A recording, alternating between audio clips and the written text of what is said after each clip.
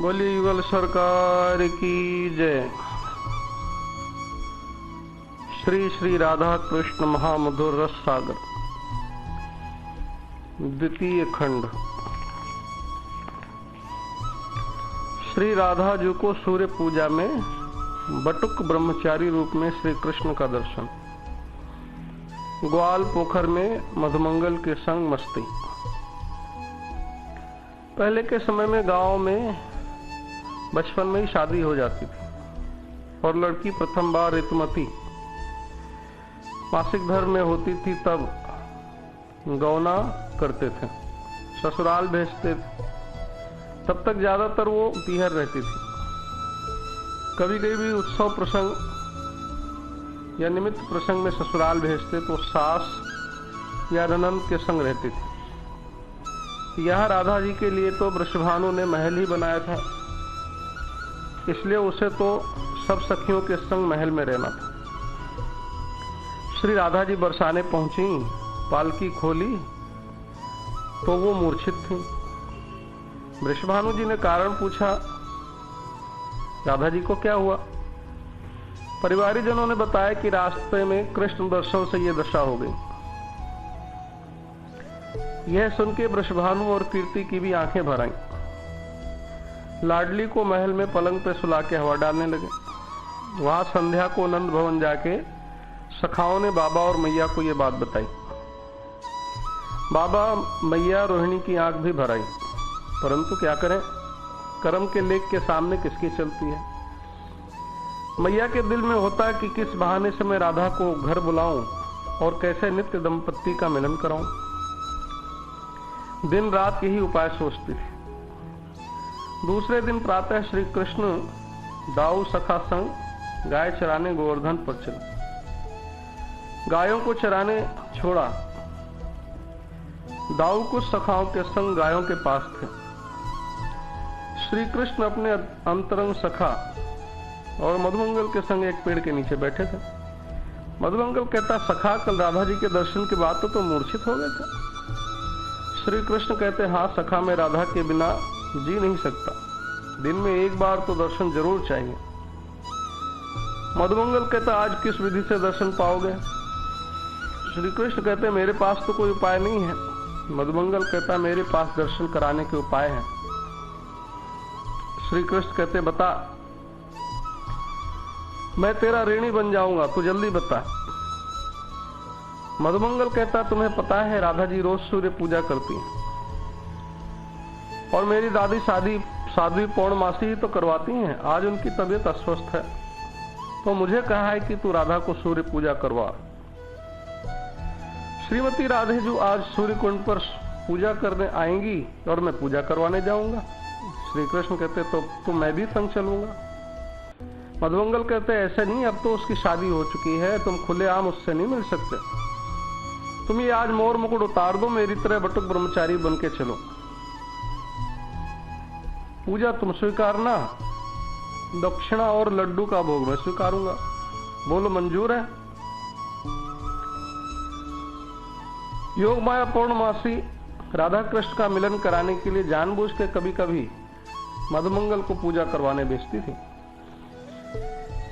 श्री कृष्ण कहते, हाँ सखा। मधुमंगल अपने एक जोड़ी वस्त्र साथ लाया और श्री कृष्ण को बटुक ब्रह्मचारी बना के सूर्य कुंड की तरफ सातों चले। वहां श्रीमती राधा जी सखियों के संग सूर्य पूजा करने सातों या आती हैं। सखियां गा रही हैं, हमारो धन राधा श्री राधा श्री राधा, परम धन राधा राधा राधा राधा राधा, हमारो धन राधा श्री राधा श्री राधा, जीवन धन राधा राधा राधा राधा राधा, हमारो धन राधा श्री राधा श्री राधा। राधा जी का चेहरा उदास था, नेत्र झुके थे और सूर्य पूजा के लिए बनी यज्ञ वेदी के पास आगे बैठ गई। आसपास सखियां भी बैठ गई। उतनी देर में सखियों ने मधुमंगल को आते देखा और उनके पीछे सावरे रंग का ब्रह्मचारी भी देखा। ललिता जी पूछती है, हे मधुमंगल, आज साध्वी जी नहीं आई? मधुमंगल कहता, हाँ आज उनका स्वास्थ्य ठीक नहीं। ललिता जी कहती, आज ये तेरे संग ब्रह्मचारी कौन है? मधुमंगल कहता, अरे ये तो काशी से आए बहुत बड़े विद्वान हैं, पंडित हैं, दिखते तो छोटे हैं परंतु काम बड़े बड़े। आज साध्वी जी ने कहा है कि राधा जी को उनको हाथ सूर्य पूजा करवाना। आइए ब्रह्मचारी जी आसन ग्रहण कीजिए। श्री राधा रानी सुन रही थी मगर नेत्र नीचे किए थे, मगर उन्हें श्री कृष्ण के श्रीअंग की गंध आ गई। श्री कृष्ण ब्रह्मचारी बन के पूजा कराने लगे। आसन शुद्धि, आत्मशुद्धि, संकल्प इत्यादि कराए, सूर्य के 12 मंत्र बोले, आहुति डलवाने लगे। यहां मधुमंगल ने कहा, सखियों श्रीमती राधा जी को तो पूजा करने दो, लाओ हम तुम्हारा हाथ देखें, हस्तरेखा देखें। सारी सखियां मधुमंगल के पास हस्तरेखा दिखाने बैठ गईं और उनसे हंसी मजाक करने लगी। एक सखी कहती है, अरे पंडित जी बताओ मेरे हाथ नसीब में कितने पुत्र हैं? मधुमंगल कहता है 100 पुत्र हैं। दूसरी सखी पूछती है, मेरी कितनी शादियां होंगी? मधुमंगल कहता, तेरे नसीब में एक भी शादी नहीं। तीसरी सखी पूछती, मेरी कितनी सास होगी? मधुमंगल कहता, 4 सास। इधर श्री कृष्ण श्रीमती राधा से बोले, श्रीमती राधा जी जरा नेत्र ऊपर करके तो आहुति दो। और श्रीमती राधा को ब्रह्मचारी की वाणी में कपट महसूस हुआ। नेत्र उठाए तो श्री कृष्ण ने बंसी होठों पर ले ली। राधा पहचान गई, यज्ञ रुक गया। दोनों एक दूसरे का मुख देखते स्तब्ध जड़वत हो गए। 2 चकोर 2 चंद्र हैं और आज दोनों को स्वाति बूंद मिला है। सखियों का ध्यान गया, मंत्र की आवाज जो बंद हो गई थी, दोनों की दशा देख के बोली, अरे ये ब्रह्मचारी कौन है जिसके सामने राधा टकटकी लगाए बैठी है? ललिता कहती, मधुमंगल ये तुम्हारा ब्रह्मचारी राधा को क्या सम्मोहन कर रहा है? मधुमंगल कहता, सम्मोहन नहीं, यज्ञ हो रहा है। विशाखा कहती, आज तक ऐसा यज्ञ नहीं देखा। मधुमंगल कहता है, तो आज देख लो। सखियां राधा के पास आई और देखा ब्रह्मचारी के हाथ में तो बंसी है। सब समझ गई, खिलखिला के हंसने लगी। दोनों का ध्यान टूट गया और शर्मा गए।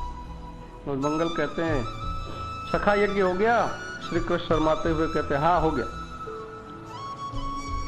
सखियां कहती, राधा ब्रह्मचारी को दक्षिणा दे दो। श्री कृष्ण, लड्डू और धन तो मधुमंगल को दे दो और मुझे मेरी दक्षिणा मिल गई। और कहते कहते भाग। श्री राधा भी हंस पड़ी। सखियों ने आज बहुत दिन के बाद राधा जी को हंसते हुए देखा। श्री कृष्ण ग्वाल पोखरा पहुंचे अपने वास्तविक रूप में।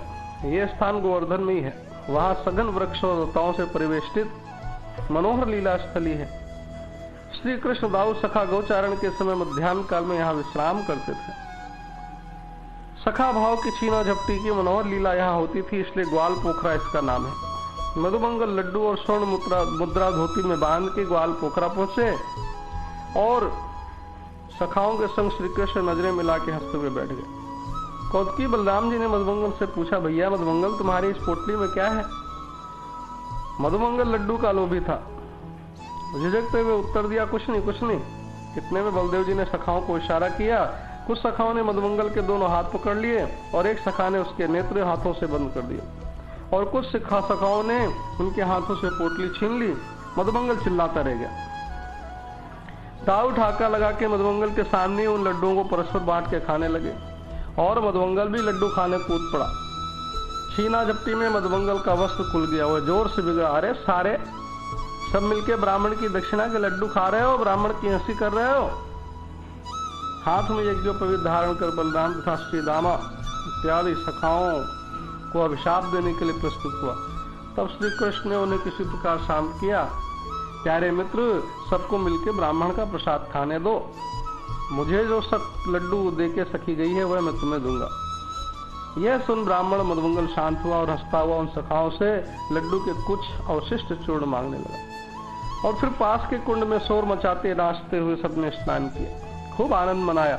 आज श्री कृष्ण भी आनंद में थे। ये देख सब समझ गए कि श्री कृष्ण राधा रानी के दर्शन करके आए हैं। उस कुंड में नित्य किल्लोल करते हुए संध्या होने से पहले नहाते थे, इसलिए उस कुंड का नाम किल्लोल कुंड पड़ा।